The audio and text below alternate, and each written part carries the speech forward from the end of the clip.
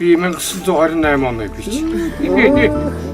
1928 онд Төв аймгийн бүрэн сумын нутаг Монгол хэмээх газар малчин ард аюу зынынд нэгэн хүү мэндэлснэн хожимон Монголын урлагийн тэнгэрт гялалзах амьд нэгэн гэрэлт од байжээ.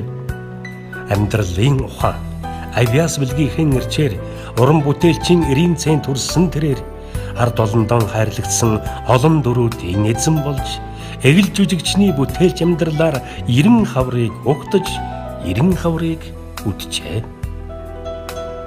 Та нар шиг бичиг номтой юм мэддэг улсуудын дэргэдч ичмэр дамшиг дуу гэж яж тойхон хэлж байдаг итгэл тхмээгч очир бат.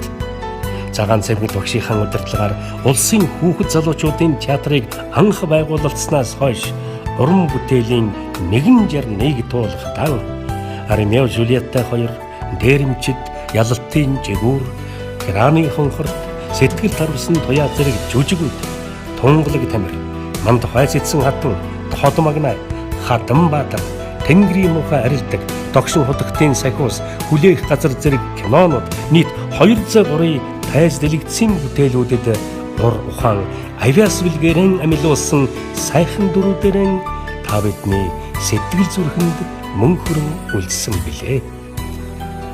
Тонторшгүй авиас дуусшгүй алдар им биелэл болсон эрхэм та минь эртний сайн өрөөлөөр заяасан энэл Монголын он тэнгэр дор амар амгалан орших болтугай. Ом сайн амгалан болтугай.